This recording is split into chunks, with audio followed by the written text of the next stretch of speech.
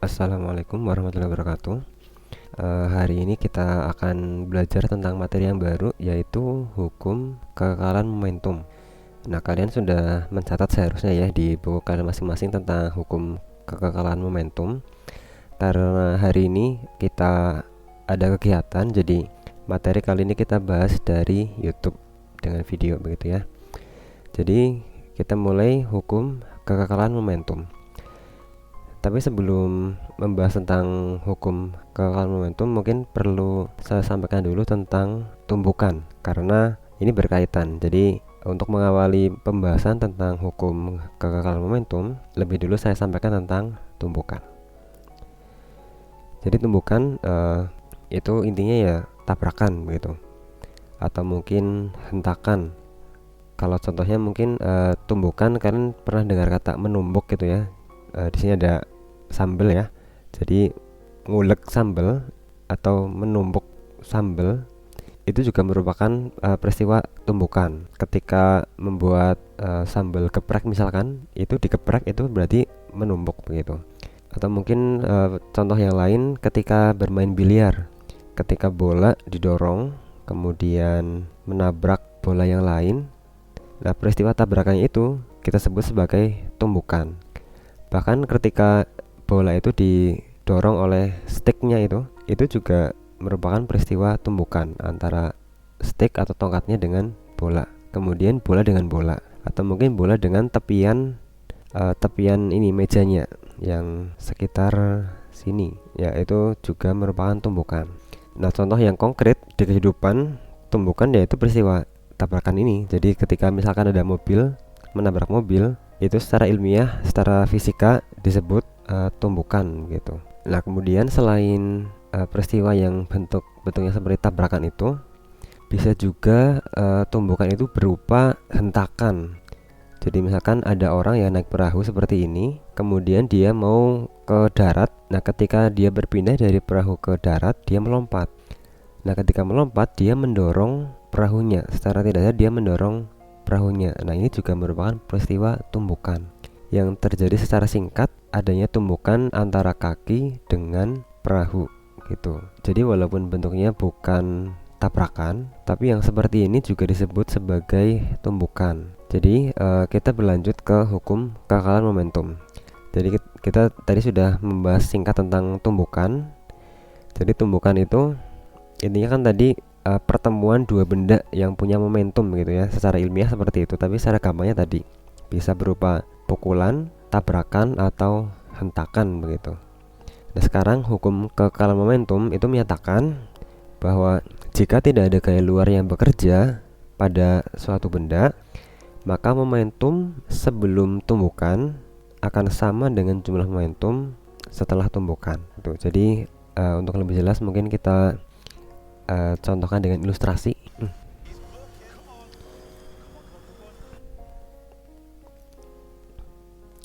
Coba kita lihat video berikut ini. Ya, di sini ada mobil yang berjalan dengan kecepatannya masing-masing. Kemudian kita lihat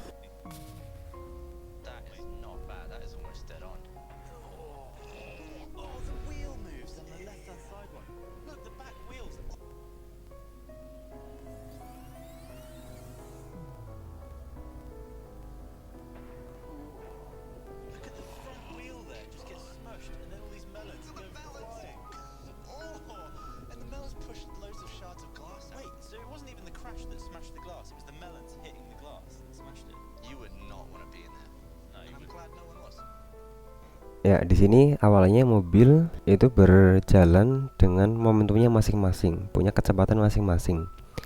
Kemudian akhirnya sampai mobil ini bertabrakan.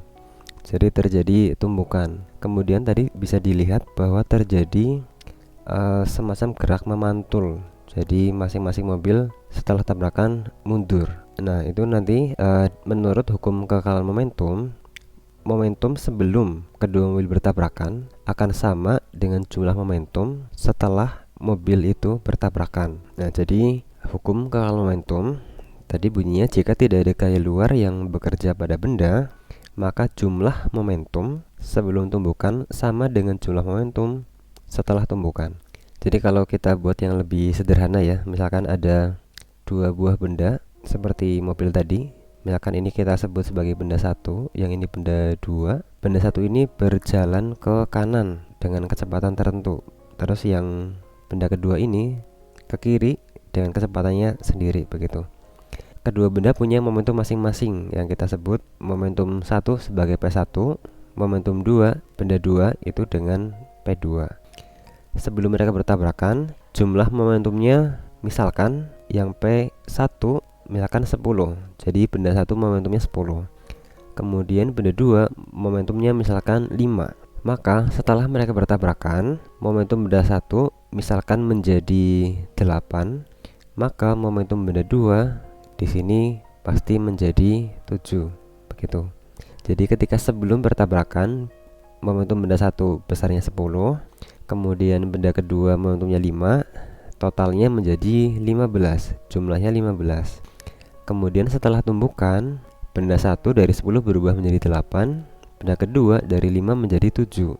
Terjadi perubahan tapi totalnya tetap jadi 15 juga. Nah begitu. Jadi yang seperti ini disebut kekekalan momentum. Jumlah momentum sebelum terjadi tumbukan 15, setelah tumbukan juga 15. Ini berarti kekal begitu. Contoh yang lain, misalkan benda pertama punya momentum 8, kemudian menabrak benda kedua yang diam. Diam itu berarti momentumnya 0 karena kecepatannya 0. Setelah ditabrak, benda yang tadi diam berubah menjadi bergerak. Misalkan menjadi punya momentum 3. Maka momentum benda pertama setelah menabrak akan berubah menjadi 5 begitu. Jadi totalnya sama-sama 8. Sebelum tabrakan 8, setelah tabrakan juga 8 begitu. Kemudian P ini atau momentum ini kan juga bisa ditulis dalam bentuk rumus yang lain. Jadi P itu kan sama dengan M kali V. Kita sudah belajar kemarin. Nah, karena P sama dengan M kali V, maka di sini bisa dijabarkan juga M1 kali V1 ditambah M2 kali V2 itu sama dengan M1 V1 aksen ditambah M2 V2 aksen. Jadi ini dibacanya aksen ya. Koma atas ini dibacanya aksen. Jadi misalkan benda pertama punya massa 2, kemudian kecepatannya misalkan 1, bertumbukan dengan benda 2 yang massanya misalkan 3, kemudian kecepatannya 2. Mungkin di sini negatif saja. Negatif 2. Yang ini negatif itu berarti arahnya berlawanan. Jadi misalkan yang satu ini berarti bergerak ke kanan, benda kedua karena negatif berarti bergeraknya ke kiri. Terus setelah terjadi tumbukan, kecepatannya berubah menjadi misalkan -1 yang benda pertama. Kemudian benda kedua masanya tetap 3, kecepatan benda 2 ini akan bisa kita cari dengan menyelesaikan persamaan ini. Ini 2 ditambah negatif 6 jadi 2 dikurangi 6. Kemudian ini jadi -2 ditambah 3 V2 aksen. Di sini ketemunya negatif 4, di sini negatif 2. Terus ini 3 V2 aksen lagi, maka di sini menjadi negatif 2, di sini 3 V2 aksen. Ini saya pindah ke sebelah sini. Maka V2 aksen itu besarnya akan sama dengan negatif 2/3 meter per sekon begitu. Jadi jumlah antara momentum sebelum tumbukan akan sama dengan jumlah momentum setelah tumbukan.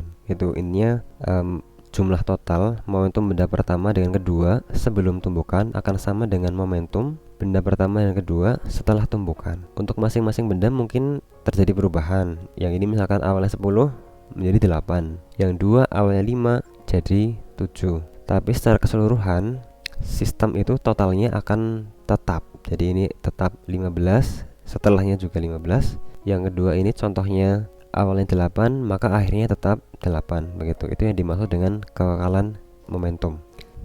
Nah, jadi berikutnya ini ada pekerjaan untuk kalian. Nanti silakan ditulis di buku masing-masing untuk melengkapi. Sigma P itu tadi apa? Sigma P aksen itu apa? P1 apa? P2 apa dan seterusnya sampai terakhir di sini. Saya ulangi ya. Jadi sigma itu kan artinya jumlah, P itu simbol momentum. Berarti sigma P itu jumlah momentum sebelum tumbukan. Terus yang sigma P aksen ini berarti jumlah momentum setelah tumbukan. Jadi jumlah momentum sebelum tumbukan akan sama dengan jumlah momentum setelah tumbukan. Ini kalau dijabarkan lagi, jumlah itu berarti P1 ditambah P2. Berarti P1 ini merupakan momentum benda 1 yang ini. Kemudian P2 momentum benda 2 yang ini sebelum tumbukan. P1 itu jumlah momentum P1 itu momentum benda 1 sebelum tumbukan. P2 itu momentum benda 2 sebelum tumbukan. Kalau P1 aksen ini momentum benda 1 setelah terjadi tumbukan. Yang P2 aksen momentum benda 2 setelah tumbukan, begitu. Kalau yang ini M1 V1 berarti M1 ini massa benda 1, V1 berarti kecepatan benda 1 sebelum tumbukan. M2 ini massa benda 2, V2 kecepatan benda 2 sebelum tumbukan. Kalau V1 aksen itu berarti kecepatan benda pertama setelah terjadi tumbukan. V2 aksen itu kecepatan benda kedua setelah tumbukan. Nah, itu silahkan kalian tulis sendiri. Ini dilengkapi di buku masing-masing. Kemudian saya beri satu contoh soal ini. Sebuah bola bermassa 0,3 kg bergerak dengan kecepatan 2 meter per sekon menumbuk bola lain yang bermassa 0,2 kg yang mula-mula diam. Jika setelah tumbukan bola pertama diam, maka kecepatan bola kedua adalah, baik kita tulis dulu yang diketahui. Sebuah bola bermassa 0,3 kg. Anggap saja ini sebagai benda yang 0,3 kg. Bergerak dengan kecepatan 2. Jadi di sini V1 sebelum terjadi tumbukan ya. Jadi 2 meter per sekon. Menumbuk bola lain yang bermassa 0,2 kg. Ini berarti benda kedua. Masanya berarti simbolnya M2, 0,2 kg. Yang mula-mula diam, berarti diam itu berarti kecepatan benda kedua ini 0. Terus jika setelah tumbukan bola pertama diam, nah kecepatan benda pertama setelah tumbukan ada tanda aksen di sini. Diam berarti kecepatannya 0. Nah, yang ditanyakan kecepatan bola kedua. Yang ditanyakan kecepatan bola kedua V2 aksen. Ini setelah terjadi tumbukan jadi berapa? Maka jawabnya saya tulis di sini. Kita memanfaatkan prinsip kekekalan momentum. Jadi jumlah momentum sebelum tumbukan akan sama dengan jumlah momentum setelah tumbukan. Kita tadi sudah menjabarkan bahwa M1V1 ditambah M2V2 akan sama dengan M1V1 aksen ditambah M2V2 aksen. Langsung kita tulis M1 itu 0,3, V1 2, terus M2 0,2, terus V2 0. Kemudian M1 tetap ya 0,3, terus V1 aksen 0 ditambah M2 0,2, terus V2 aksen. Ini yang ditanyakan. Kita selesaikan dulu. 2 kali 0,3 di sini berarti 0,6 ditambah 0 tidak usah ditulis. Ini juga 0 ketemunya tidak usah ditulis. 0,2 V2 aksen. Maka V2 aksen akan ketemu. Berarti 0,6 dibagi 0,2 ketemunya 3 meter per sekon itu. Jadi jawabannya yang D. Ya, demikian untuk materinya. Silakan dicoba latihan yang ada di Telegram.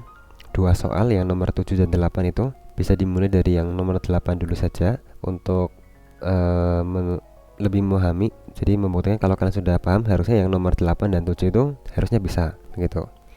Silakan dicoba dikerjakan. Nanti kalau misalkan masih ada yang bingung, boleh ditanyakan melalui Telegram. Begitu dari saya, terima kasih. Tetap semangat belajarnya walaupun tidak bertemu langsung ya. Begitu saja. Terima kasih. Wassalamualaikum warahmatullahi wabarakatuh.